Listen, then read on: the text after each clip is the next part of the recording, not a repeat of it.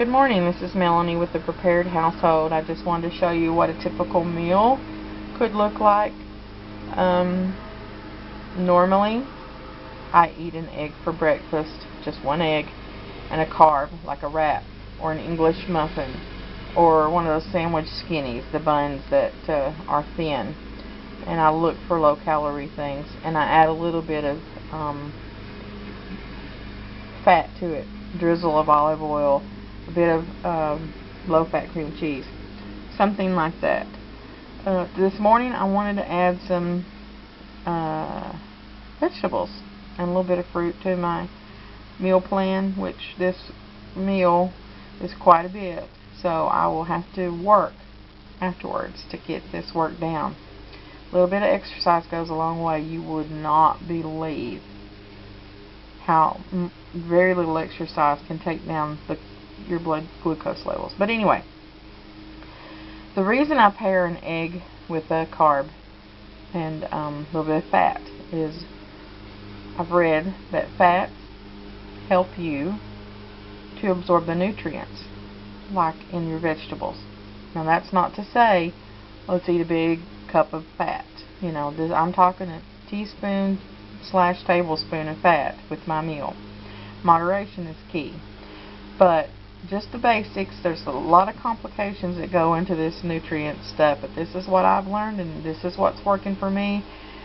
Before you start any change of diet or exercise plan, see your doctor. I'm not a doctor. Work with your doctor. This is very important. Everybody's different. Anyway, if you have a carb, most of them spike your blood glucose. Carbs are sugars and breads and things like that. If you pair them with a protein such as egg, you know, small amount of meat, and a small amount of fat, because proteins and fats do not affect your blood glucose like carbs do, when they bind together, they do not cause blood sugar spikes like you will see if you eat a carb alone. You know, do not eat a bowl of cereal, even in the recommended amount, you know, 3/4 cup, whatever, unless you have a fat and protein to go with it. You know, you have to do those tricks if you're diabetic. Anyway, vegetables like the tomatoes and these are sunflower sprouts, are typically not high in carbs, so they're pretty relatively easy on your blood glucose. Grapes are very high in sugars, so they will cause a spike. That's why we have to eat it in tandem with other things, and as you can see, in small amounts.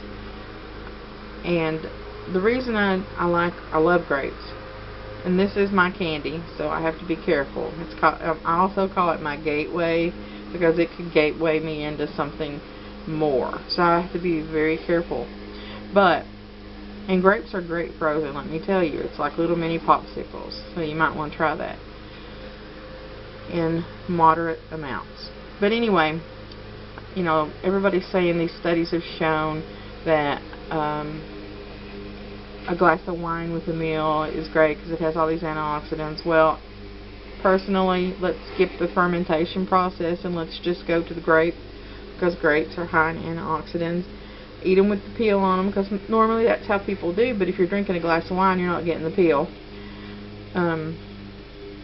The peel has a little bit of fiber, kind of slows down that glucose kick. Anyway, this is my wrap that I'm having this morning that my egg's in, and these are some great wraps that I found at Walmart. They're Smart and Delicious by La Tortilla Factory. They only have 12 grams of dietary fiber, which is really fabulous. If you'll look, there's only 100 calories per wrap, and the carbs are 18 grams. I don't know if you can see that, 18 grams, but the dietary fiber is 12 grams. Now for diabetics, that means I can subtract those 12 grams of fiber from those 18 grams of carbs, and I'll only have a 6 carb kick. That's how come I can eat a few grapes with this and drink a cup of milk.